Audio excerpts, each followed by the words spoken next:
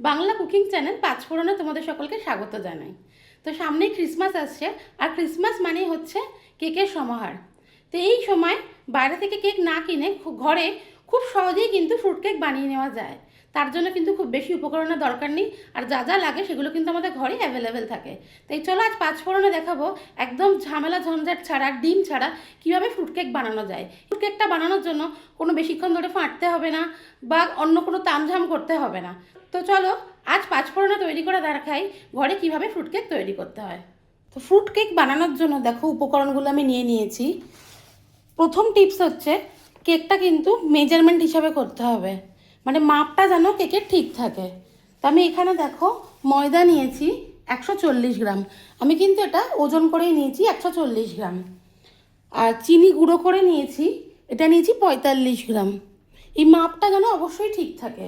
আর তার সঙ্গে তেল নিয়েছি 1/2 কাপ, বা বলতে পারো 40 থেকে 45 গ্রাম। আর ঘরোয়া কিছু দেখো ড্রাই ফ্রুটস, এই কাজু কিশমিশ, ব্ল্যাক কিশমিশ, টুটি ফুটি, বা তোমাদের কাছে যদি এগুলো কোনোটা অ্যাভেলেবেল না থাকে তোমরা কিন্তু অবশ্যই স্কিপ করতে পারো। তো চলো এবার ঝট করে কেক বানানোটা শুরু করে দিই। কেকটাকে গলার জন্য আমি একটা বাটি নিয়ে নিয়েছি, তার সঙ্গে নিয়ে নিয়েছি একটা সিলিকনের স্প্যাচুলা। তো সবার প্রথমে ময়দাটা দিয়ে দেবো। আর হ্যাঁ, অবশ্যই কিন্তু ময়দাটা চালনি দিয়ে চেলে নেবে, আমি আগেই এটা চেলে রেডি করে রেখেছিলাম। চিনি গুঁড়োটা দিয়ে দেবো, তবে তোমরা চাইলে গোটা চিনি দিতে পারো, কিন্তু গোটা চিনি দিয়ে দিলে অনেকক্ষণ বেশি এটা গুলতে সময় লেগে যাবে, তাই আমি গুঁড়ো চিনির ব্যবহার করেছি।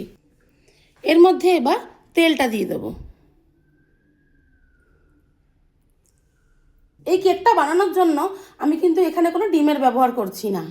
এর ভিতরে 2 চামচ গুঁড়ো দুধ দিয়ে দেবো। কেকটার টেস্টটা কিন্তু খুব ভালো হবে এই গুঁড়ো দুধটা দিলে। উপকরণ দেখানোর সময় আর কি বেকিং পাউডারটার কথা তোমাদের বলা হয়নি, যেটা কিন্তু খুবই জরুরি। এর মধ্যে 1/2 টিস্পুন, টেবিল স্পুন কিন্তু নয়, টিস্পুন বেকিং পাউডার দিয়ে দেবো। আর 1/4 টিস্পুন বেকিং সোডা দিয়ে দেবো।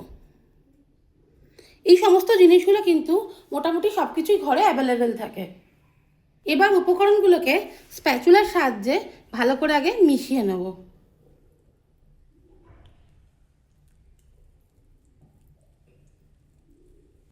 তো দেখো আমি উপকরণগুলোকে কিন্তু খুব ভালো করে মিশিয়ে নিয়েছি। এবার ব্যাটারটা গোলার জন্য আমি এরকম 2/3 কাপ দুধ নিয়েছি, লিকুইড দুধ। তবে দুধটা যতটুকু লাগবে ততটুকুই ব্যবহার করব। এবার অল্প অল্প করে দুধ দেব আর ব্যাটারটা গুলতে থাকবো। এখানে কিন্তু কোনো রকম ফাটানোর কোনো ঝামেলা নেই যে খুব ভালো করে ফেটতে হবে, এরকম কোনো ব্যাপার নেই। শুধু স্প্যাচুলার সাহায্যে এই সমস্ত উপকরণগুলোকে ভালো করে মিশিয়ে নিতে হবে। যতটুকু দুধের প্রয়োজন হবে ততটুকু দিয়ে ভালো করে সমস্ত উপকরণগুলো কিন্তু মিশিয়ে নিতে হবে। আমরা কিন্তু এখানে কোনো রকমই ফেটবো না, আমি বারে বারে বলছি, ফেটলে কিন্তু কেকটা শক্ত হয়ে যাবে। সেই জন্য এখানে কিন্তু শুধুই মেশাতে হবে। এরকম অল্প অল্প করে দুধ দিতে থাকবো আর ভালো করে এটা গুলতে থাকবো। দেখো ব্যাটারটাকে কিন্তু আমি খুব ভালো করে গুলে নিয়েছি। আর ফ্রুট কেকের ব্যাটার কিন্তু কখনোই পাতলা হবে না, তো এরকমই ঘন ঘন ব্যাটারটা হবে। দেখো এই ব্যাটারটা গুলতে কিন্তু আমার 2/3 কাপ দুধেরই পুরো ব্যবহার করে ফেলেছি। এবার তাতেও যদি মনে হয় যে না একটু গাঢ় আছে, তাহলে কিন্তু 2-1 চামচ আরও দুধ দেওয়া যেতে পারে। কাজু আর আমন্ডকে দেখো আমি এরকম ছোটো ছোটো টুকরো করে কেটে রেখেছি। এবার এর মধ্যে সামান্য একটু ব্ল্যাক কিচমিচ দেবো, ত্রুটি ফুটি দেবো। এই ড্রাই ফ্রুটসগুলোর ওপর সামান্য পরিমাণ একটু ময়দা ডাস্ট করব। ময়দার মধ্যে ড্রাই ফ্রুটটাকে ভালো করে কোট করে নেব। অনেক সময় কি হয়, ড্রাই ফ্রুটসগুলো কেকের নিচের দিকে চলে যায়, তাই এরকম ময়দা একটু কোট করে নিলে ড্রাই ফ্রুটগুলো নিচের দিকে বসে যাবে না। এবার কেকের এই ব্যাটারের মধ্যে সমস্ত ড্রাই ফ্রুটগুলো মিশিয়ে দেবো। আপনার কাছে যে যে ড্রাই ফ্রুটগুলো অ্যাভেলেবেল থাকবে তোমরা সেগুলোরই ব্যবহার করতে পারো। ভালো করে খুব ভালো করে এটা মিশিয়ে নেব। ড্রাই ফ্রুটটা মেশানোর পর আমার যেন মনে হচ্ছে ব্যাটারটা একটু টাইট আছে, তাই এখানে আমি খুব সামান্য একটু দুধ অ্যাড করে দেবো। আর খুব ভালো করে দুধটাকে এবার ব্যাটারের সাথে মিশিয়ে নেব। তো দেখো কেকের ব্যাটার আমার এখানে রেডি হয়ে গেছে। এবার সব শেষে একটু ভিনিগার অ্যাড করব। কেকের ব্যাটারের মধ্যে 1/2 টিস্পুন ভিনিগার অ্যাড করে দেবো। এটাকে কেকের ব্যাটারটার মধ্যে খুব ভালো করে মিশিয়ে নেব। তো কেকের ব্যাটারের ঘনত্বটা তোমরা একবার দেখে নাও, এর থেকে যেন পাতলা না হয়। ব্যাটার আমাদের একদম সম্পূর্ণ রেডি হয়ে গেছে। চলো এবার কেকটা বেক করে নিই। কেক টিনের মধ্যে ব্যাটারটা ঢেলে দেবো।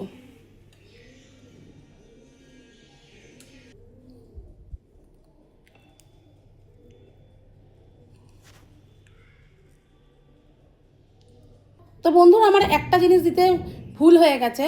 তো আমি কেক টিনের মধ্যেই দিয়ে দেবো কয়েক ফোঁটা ভ্যানিলা এসেন্স।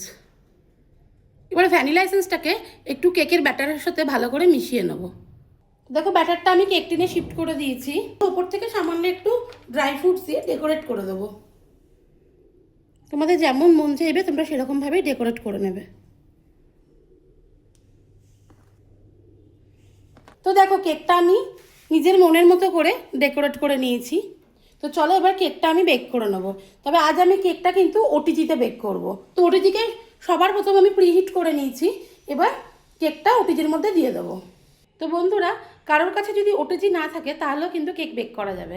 তার জন্য খুব সহজ উপায়, একটা কড়াই নিয়ে প্রথমে গ্যাসে একটু গরম করে নিতে হবে। ভালো করে গরম হয়ে গেলে এরকম একটা চাকতি বা যে কোনো একটা বাটি বসিয়ে তার উপর কেক টিনটা বসিয়ে ভালো করে ঢেকে দিতে হবে। তো প্রথম 10 মিনিট হাই ফ্লেমে হবে, তারপরে 10 মিনিট মিডিয়াম ফ্লেম, আর তারপরে 15 মিনিট মতো একদম লো ফ্লেমে হবে। আর এই সময় কিন্তু ঢাকনাটা একদমই খুলবে না, তাহলেই কিন্তু তোমাদের কেকটাও বেক হয়ে যাবে। তো দেখো কেকটা আমি ওটিজিতে বেক করতে বসিয়ে দিয়েছি 120 ডিগ্রি সেলসিয়াসে। নিচের রড অন করে জাস্ট 30 থেকে 35 মিনিট দিয়েছি। যদি মনে হয় যে কেকটা বেক হয়নি তখন আবার অল্প একটু সময় বাড়িয়ে দেবো। তো চলো কেকটা বেক হতে দিই। তো বন্ধুরা, তোমরা দেখতেই পাচ্ছ কেকটা কি সুন্দর দেখো ফুলে উঠেছে ওপরের দিকে। এবার ধীরে ধীরে এইভাবেই কেকটা হবে। তো বন্ধুরা দেখো কেকটা কিন্তু আমার সম্পূর্ণ তৈরি হয়ে গেছে। দেখতেই পাচ্ছ সাইডগুলো ছেড়ে দিয়েছে। আর কেকটাকে কিন্তু আমি সম্পূর্ণ একদম ঠান্ডা করে নিয়েছি।